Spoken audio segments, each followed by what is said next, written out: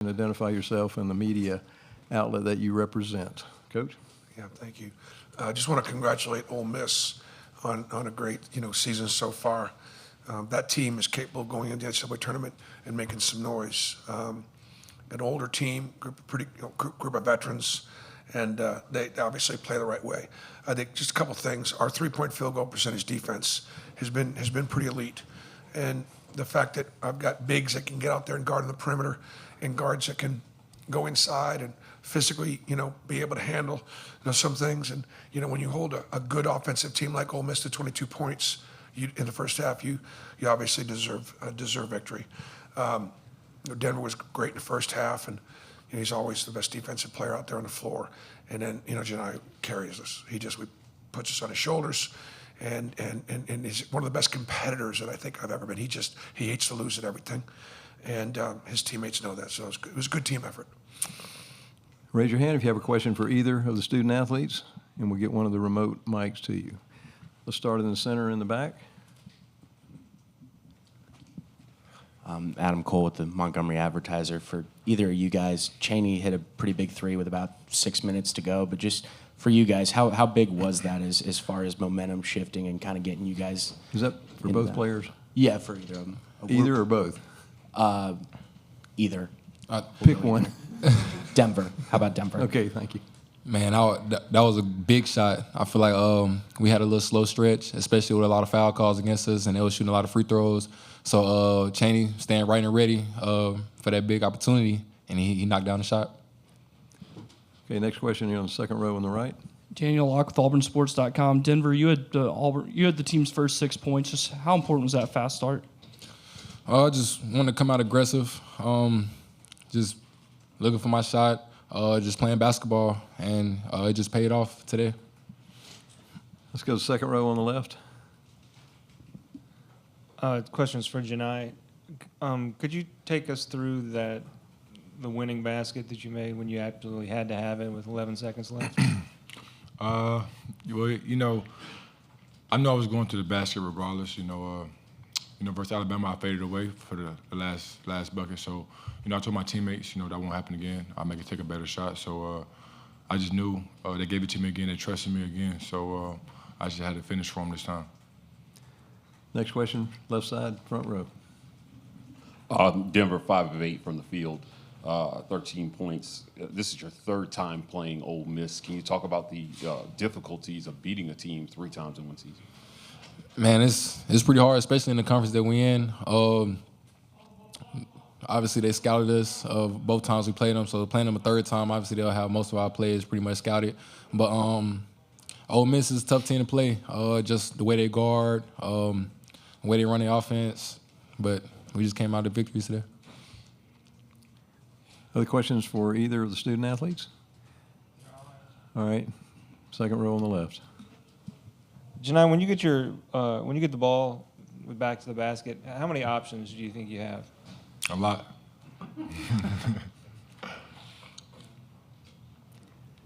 Okay, let's go to the third row in the center aisle. Johni, you got that 18th double-double to tie Mike Mitchell's program record, and it came obviously at a huge time. What does it mean to have that program record? Shout out, we said Mark Mitchell? Mike Mitchell. Shout out Mike Mitchell. BP talks about it all the time, especially this season, just trying to, keep trying to make history, and, I play for the name on the front and back of my jersey, so Auburn means a lot to me. So just to be a part of history, submit myself into Auburn history just means a lot to me. There's time for one more question if anyone has one for either of the student athletes. All right, we'll excuse you. You can return to the locker room. And we'll continue on with questions for Coach Pearl. Let's start on the third row on the left side. Coach, I could tell you kind of looking over the shoulder watching the game. Whoever you play, it's going to be a big turnout, Tennessee or Texas. What's the message to the Auburn fans for tomorrow that they need to come out strong? We saw a good turnout today as well. Yeah, I mean, it's we're not that far from North Alabama, so we asked them last time when we got played in the championship game. I asked them if they might skip early church last year and head on up, and it paid off for us. So it'll be a great card tomorrow. something that jumps out at me. Okay, today the top 4 seeds are playing. Today. How good was yesterday? Like, forget about the top 4 seeds. How good was yesterday? How good was the quality of basketball? How hard were those kids competing? I mean, I think the SEC's got a lot to be proud of, not just because we hopefully get 14 teams in, but I think our kids in this term, they're honoring the game, the way they're competing, the way they're playing. Like, you can't be disappointed with all these close games, and so it just tells you how good the league is, and our kids respect each other in this league. All right, question on the end on the second row, and then we'll come to the second chair on the second row. Bruce, Pat Forty from Sports Illustrated. What's it like coaching Chad? He's a great player, but there's a lot there. How do you kind of manage him? You know, Dr. Tom Davis was my mentor, and Tom was incredibly patient. And he really did believe that our job, when we get these kids, is to give them some space, let them be themselves. That's where you get the best out of them. At the same time, we recognize Chad's incredibly emotional. He's incredibly passionate, and his moods do swing. They do. I think it's and first of all, some of it, like the flagrant twos, are not acceptable. And I didn't start him tonight. He recognizes he's accountable. But look, the opponents are gonna see if they can get under his skin and see if he'll retaliate. And he just can't. He can't do that. Our guys are pretty hard on themselves. Think about this. There wasn't that much expected from Auburn at the start of the season. Good team, older team, probably won't win the league, but be a tournament team, right? All of a sudden, this team is number 1 in the country for 6 or 7 weeks? And now all of a sudden, a bunch of underdog kids, from mid-major or different levels, now we got to live up to, what that expectation is. And I think sometimes the kids feel a little bit of that pressure. So Chad Baker-Mazara, which one are we going to get?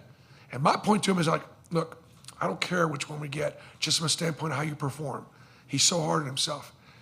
I need you to be there, and locked in, and don't let the bad plays affect you to the point where, because he's just too hard on himself. And you could see in the first half he wasn't great.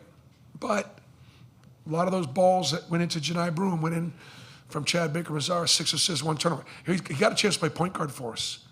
He really does, because the ball in his hands, good things are going to happen. All right, let's go do you have a question second row, and then we'll come to the first row, and then we'll get you in the bag. Bruce, I wanted to ask you about Johni's spin move. How does that affect the game for you? He's old school. He's got old school footwork, and he's got great feet. And I think one of the things that, again, like the play where he saved the ball before it went out of bounds is a play that only a great athlete can make. But because he can't jump, people don't think they don't think he's a very good athlete. And it has nothing to do with athleticism. So because of his athleticism, he's got such a good base, and he's able to put you on his hip and go, and spin off of you. Now, everybody knows he's a right shoulder, left-hand cover. But if you overdo it too much, he can go the other way. The other thing that he's really good, he's obviously an excellent passer, not just when the ball's in the post, but also on the perimeter. He's got real good skills and real good feel. Okay, front row on the left. Coach, Chris Beard called this a slow defensive game. He also said he didn't feel like they got beat. They just ran out of time. Can you talk about the importance of being able to win a game like this? Usually you guys get off about 62 shots on goal, only 51 tonight, but you shot 45% from the field. Well, I think, look, we don't win many games. We turn the ball over 15 times. But Ole Miss turns people over 13, maybe 13 and a half. They're one of the best teams in our league at turning people over. Dia was a real problem with 3 steals and jumping out some of those passing lanes. And, Jalen Murray with 5 steals. I mean, so we have got to do a better job of handling that pressure and take care of the ball. And it was almost a factor in our getting beat. But that's what Ole Miss does. That's what they do. They turn you over, and then they get you in transition. I think that, look, we hold Ole Miss to 57 points. I don't know how many times they've scored 57 points all year, and we held them to 57 points. Defense and rebounding win championships, and that's obviously what carried the day. Okay, question in the middle on the back row. Ike Jones with the War Report. Coach, you already talked about Chad not getting the start, but Chris Moore got the start tonight. Really effective minutes for him tonight. Just talk about what he gives to you guys, specifically on the defensive end. Yeah, look, sometimes less can be more. And so Chris out there just, setting good screens, running the offense, not trying to look for himself so the other four guys have more opportunity. And then defensively, he's a glue guy. He just talks, he communicates, he can switch 1 through 5, and that's been one of our strengths this year. Is we switched Ole Miss as much as anybody's going to switch him, and so, Chris is one of our team leaders. He's one of our captains. Been there 5 years, graduated, and we trust him. Next question in the back on the far left.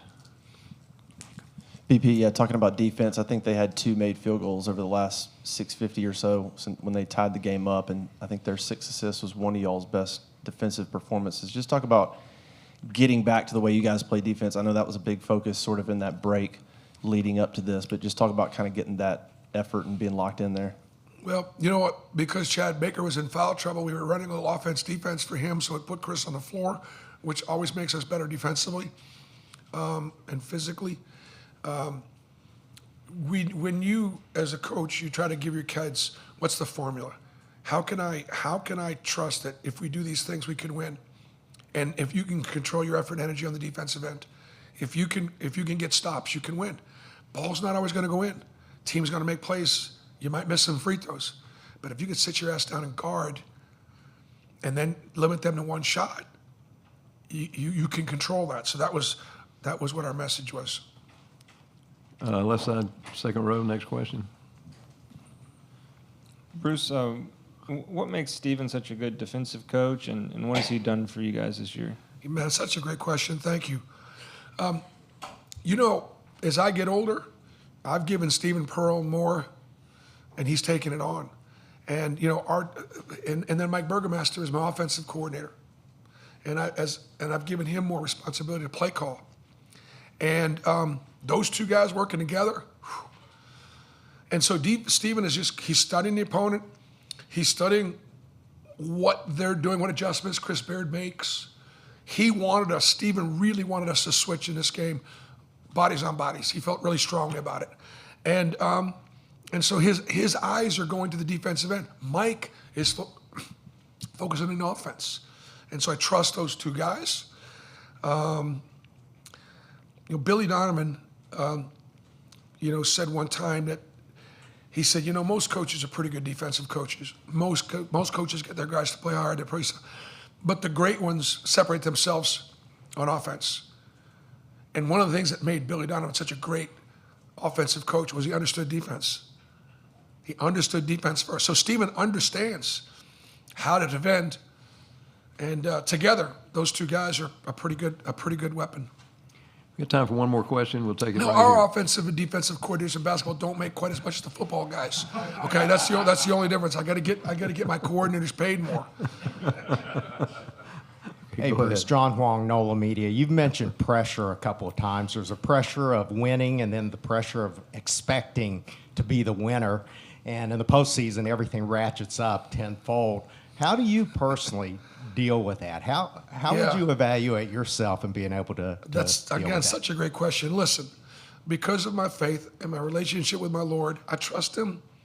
And if this is what the plan is, I'm okay with it. And so sometimes that trust takes a little bit of the anxiety away. It just does. That doesn't mean it's an excuse for failure. It's not. But to me, that's really, really important. I want my kids to have that. I do. And, they don't want to disappoint the Auburn family. We go to the NCAA tournament, we don't disappoint the SEC. Because we recognize when we get 14 teams in, everybody's going to be evaluating whether we deserve 14 teams or not based on how we play in the NCAA tournament. And that's not a good barometer. It's not. We deserve 14 teams in because of what we did in the non-conference. And I want all of our teams, including mine, to go in without that pressure of living up to the SEC got 14 teams in. Hey, we're Auburn. We don't have a ton of history in the NCAA tournament, okay? And I want my guys feeling like they're playing with house money and they still got something to prove. Those are the things that I'll try to do through faith try to take a little pressure off them because nobody picked us to win. I mean, look at the preseason. If Duke is 1 and Houston's 2, were they not 1 or 2 or 3 or 4 in everybody's poll? They were. Auburn wasn't. We didn't deserve to be. We are now, though. Thank you, Coach.